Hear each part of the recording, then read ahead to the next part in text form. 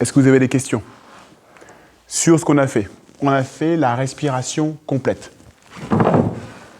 On a appris la respiration abdominale, mais on sait qu'il y a différents étages de la respiration. Ce matin, on a utilisé l'étage abdominal.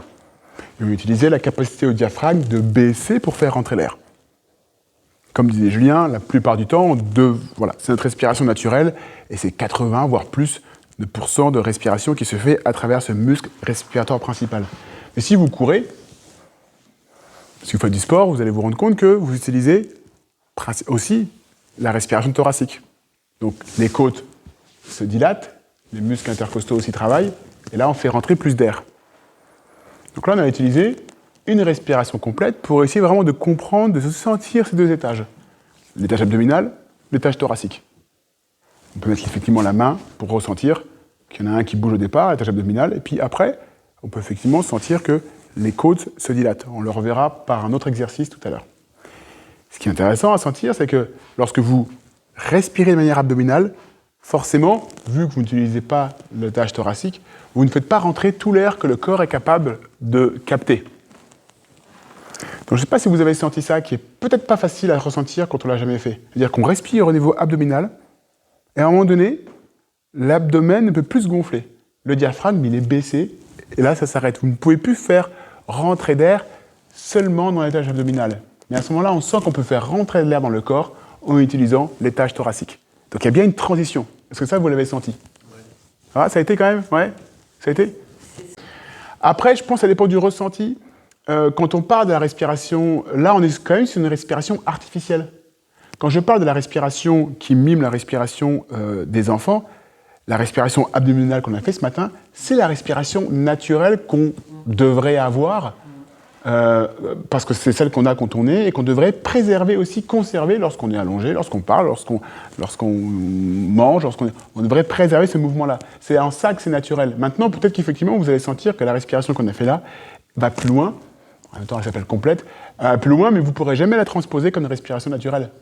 La respiration naturelle restera quand même la respiration abdominale, celle qu'on peut être amené à retravailler et qui est réellement celle qu'on a quand on est et qu'on perd par la suite. Vous voyez un peu la subtilité?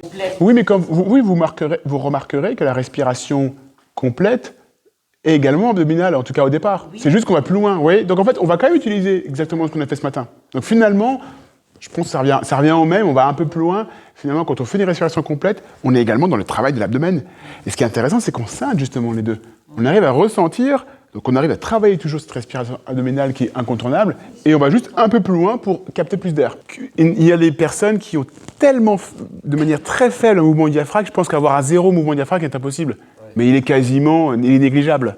Et là, effectivement, vous ressentez des fois, si vous avez fait attention, un jour vous êtes, je sais pas, un repas de famille, peut-être que vous allez voir des gens qui respirent que par le haut du corps.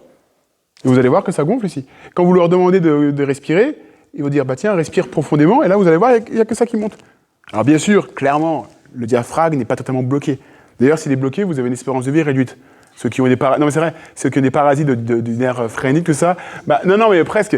C'est qu'il y a vraiment un problème pathologique si on a le diaphragme bloqué. Donc il n'est jamais bloqué totalement.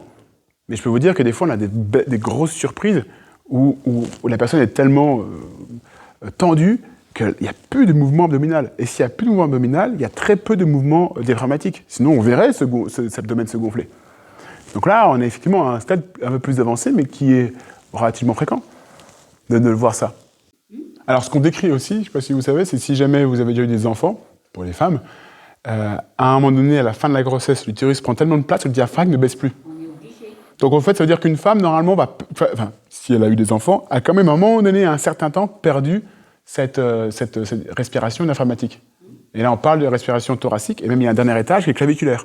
C'est-à-dire qu'on peut le travailler un peu en yoga, il y a un étage où les clavicules montent un petit peu. Donc on est thoracique, puis il y a un dernier étage, mais c'est tellement subtil que je ne ferai pas bosser aujourd'hui, que là, c'est claviculaire. Donc en yoga, on décrit 3 étapes de la respiration, enfin 3 lieux de la respiration, 3 étapes, 3 lieux. Abdominal, thoracique, claviculaire en haut. Mais là, on peut déjà travailler abdominal, sentir la transition, travailler le thoracique, c'est déjà très bien. Alors, moi, ce que je sais, c'est que en travaillant dans le centre du sommeil, les gens me faisaient remarquer qu'ils ressentaient, quand ils mettaient leur masque, que ça poussait plus. Mais en fait, ils me décrivaient des choses qui étaient sur le diaphragme. Ils ressentaient que ça poussait plus, ouais. Bah oui, ça rentrait et ça poussait plus. Mon hypothèse, j'en ai parlé jeudi, mon hypothèse sur l'apnée du sommeil, c'est justement, des fois, on dit, oh, bah, tiens, c'est une pathologie des gens qui sont plus en surpoids. Moi, je l'ai vu et je suis persuadé que les gens n'ont pas de diaphragme musclé. Et le problème, c'est comme le diaphragme, c'est un muscle inspiratoire qui fait lever la pression en haut. Si on a un tout petit problème de pression, si on a un muscle totalement atrophié, il ne lève pas la pression. Et moi, j'ai vu des personnes, je suis persuadé que si on apprenait à ces personnes-là à respirer, à remuscler le diaphragme, ils arriveraient dans leur sommeil, involontairement, parce que le muscle serait puissant, ils arriveraient à lever cet obstacle. Et ils n'auraient plus de problème. D'ailleurs, je ne sais pas si vous savez qu'on sait qu'on a déjà musclé on peut muscler le diaphragme en musique, et notamment en jouant du didgeridoo. Vous savez, c'est le gros tuyau là. Ça a déjà été testé dans l'apnée du sommeil. Et les gens se mettent à rééduquer en fait leur diaphragme, et ça, c'est un peu dit autrement, ils rééduquent l'aspect respiratoire pour justement remuscler aussi d'ailleurs les muscles aussi ORL. Et en fait, ils arrivent à souffler, à muscler dans le diaphragme, comme quand on travaille le chant aussi, on muscle. Et là, à ce moment-là, ils pourraient guérir de la problématique, peut-être, en ayant une apnée à temps, ils pourraient la faire baisser pour peut-être se sevrer de l'appareil de l'apnée du sommeil. Alors, pour moi, tu as un moyen de le savoir, si tu arrives totalement, facilement, à prendre la respiration abdominale allongée, à la prendre assise, à la prendre quand tu es debout, c'est qu'il est libre. Là, je pense que c'est un bon critère. Si finalement, allongé, tu y arrives bien, assis, c'est limite, et debout, tu n'y arrives pas du tout, c'est que tu as encore un petit travail, peut-être, pour de nouveau le travailler, en fait. Et ça peut être un bel acte de travail, de se rendre compte qu'au départ, justement, on a du mal à allonger, que petit à petit, on finit par réussir à le faire allonger, et qu'après, assis, on n'y arrive pas du tout, mais on se rend compte qu'on y arrive une fois qu'on médite, et puis qu'à un moment donné, où vous êtes assis à table ou devant la télé, vous vous rendez compte que vous respirez naturellement dans le ventre. Ben là, à mon avis, vous y êtes. Ah oui, vous êtes debout dans un bus, enfin, je dis n'importe quoi, et puis là, vous fermez les yeux, enfin, vous gardez les yeux ouverts, vous mettez dans votre diaphragme, et vous dites, tiens, est-ce que j'arrive à respirer dans le ventre, là ? Là, je sors dans un arrêt de bus, enfin, je sais qu'ici, il n'y a pas beaucoup de bus, je pense pas que vous prenez les bus, mais où est-ce que je veux dire ? Voilà, et vous respirez dans le ventre ? Ou vous êtes à la queue du supermarché. Et là, avec votre caddie, c'est long quand même, j'ai pris encore la mauvaise file. Mince, c'est pas grave. Allez, c'est pas grave, je suis debout. Est-ce que j'arrive justement à respirer dans le ventre ? Ça peut être un bon petit exercice, là vous le faites un peu tous les jours. Parce qu'on n'est pas habitué à ça. Considérez que l'air est une nourriture. D'ailleurs, c'est ce qu'on dit. On pense à bien s'alimenter au niveau hydrique, enfin bien boire. On pense à bien s'alimenter au niveau de l'alimentation solide. Et puis on devrait se dire, bah tiens, est-ce que je respire bien ? Est-ce que j'amène dans mon corps suffisamment d'air ? Est-ce que je sais bien respirer ? Est-ce que mon corps se nourrit d'air ? On ne peut pas s'en passer plusieurs minutes, sinon on meurt. Donc c'est bien une nourriture aussi qui est là. Donc tout ce travail-là consiste à dire, ok, maintenant je veux mieux m'alimenter. Et pour mieux m'alimenter, je dois aussi regarder comment je respire. Je dois faire travailler des muscles qui ne sont pas nouveaux, mais qui ne travaillent peut-être plus bien depuis un certain temps. Donc vous voyez, il faut le voir comme ça aussi. Donc tout ça va amener aussi un changement aussi biologique aussi dans votre corps, d'ailleurs, un changement en termes de physiologie. Donc c'est aussi une construction, c'est ça que je veux dire. Donc là, à partir d'aujourd'hui, dès que vous allez être plus conscient de bien vous alimenter au niveau oxygène, avec ce genre d'exercice, et forcément, vous allez aussi découvrir des choses et bien sûr, vous sentir mieux, c'est le but. Et après, il y a la respiration naturelle abdominale, mais qui ne sera jamais à 6 respirations par minute. Ce matin, on faisait une respiration abdominale. Certes, on veut retrouver la respiration naturelle abdominale, mais lorsqu'on la travaille, on ralentit. La volonté vient aussi ralentir ce rythme respiratoire. Vous n'aurez jamais naturellement un rythme à 6 respirations par minute. Il sera peut-être à 8, 9, 10, 11, 12, mais il ne sera jamais à 6. Donc là aussi, on est sur une respiration, certes, qui est naturelle dans sa dynamique, mais qui n'est pas naturelle dans sa fréquence. Et qui n'est pas naturelle dans son amplitude. Parce qu'elle serait naturelle, mais puisque vous gonflez au maximum de ses capacités abdominales, là aussi, on est sur entre guillemets, de l'artifice pour justement créer quelque chose. Vous voyez ? Dans la respiration abdominale. In utero, il n'y a pas de respiration. Oui, mais et quand il naît, il met en marche le muscle respiratoire principal qui est le diaphragme. Et le thoracique restera normalement toujours secondaire. Sauf que dans la vie de tous les jours, on perd cette respiration principale diaphragmatique, et on s'est rendu compte que si on la perd, on est moins bien dans sa peau, parce qu'on s'est rendu compte que ça amenait toute une ribambelle d'effets, jusque dans le cerveau, comme je vous le disais, avec notamment le cerveau au niveau cortical, les ondes dans le cerveau, le EEG, et puis la régulation du système nerveux autonome.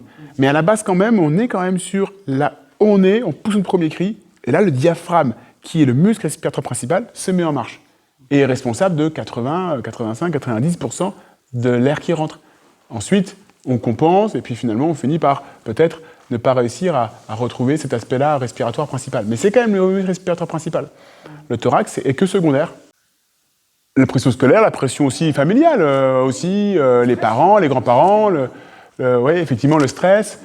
On parle beaucoup de plexus solaire, vous savez, dans le jargon méditatif. Donc c'est une zone, un plexus qui est là, nerveux, et qui gère toutes les tensions. Quand on est stressé, on a mal à l'estomac. Quand on a peur, on a une boule dans le ventre. Vous voyez ? Donc tout ça cristallise. C'est une zone du corps qui cristallise nos tensions émotionnelles. Donc elles viennent, selon moi aussi, par cristalliser après ce mouvement naturel du diaphragme qui est au niveau abdominal. Et puisqu'on sait qu'il y a un lien, comme je vous le disais, on respire lentement et profondément, on joue sur le bien-être, et donc on a un lien entre corps, d'abord le corps, puis l'esprit qui est allégé. Si l'esprit est encombré par multitude de choses, il va crisper le corps aussi. J'en ai plein le dos. Donc c'est bien un phénomène dans les deux sens. Donc pour moi, les enfants qui sont déjà là-dedans subissent malheureusement déjà, c'est triste à dire, mais c'est la réalité, subissent déjà suffisamment de tensions psychologiques, émotionnelles, que ce soit les parents, l'école ou autre chose, pour finir par bloquer un phénomène naturel de respiration. Il faudrait faire un stage pour les enfants. On peut. Surtout que les enfants y arrivent très bien, ça qui est magique. Puisqu'ils ont quitté depuis peu cette respiration naturelle, ils font ça, ils la retrouvent direct. Alors que l'adulte, si on commence à 50 ans, 60 ans, on veut mettre plus longtemps à retrouver. Non, mais c'est normal. C'est pas... Pardon. Non, ce sera plus long. Mais les enfants ont une capacité justement à générer cette respiration-là très facilement. Vous leur faites une séance, ils y arrivent tout de suite. L'adulte, vous leur faites une séance, et puis peut-être qu'il va devoir en faire travailler pendant 6 mois pour vraiment tout relâcher. Mais l'enfant, c'est comme un enfant qui apprendrait du piano, n'importe quelle chose. Vous savez très bien que les enfants ont une capacité d'apprentissage bien supérieure à l'adulte. Donc c'est intéressant, je pense, quand on a des enfants, si vous voyez des enfants, des petits-enfants qui sont dans cette situation-là, apprenez-les à respirer. Là, vous avez compris un peu comment ça fonctionnait. Et vous pouvez aussi transmettre ça et leur faire faire ce genre d'exercice.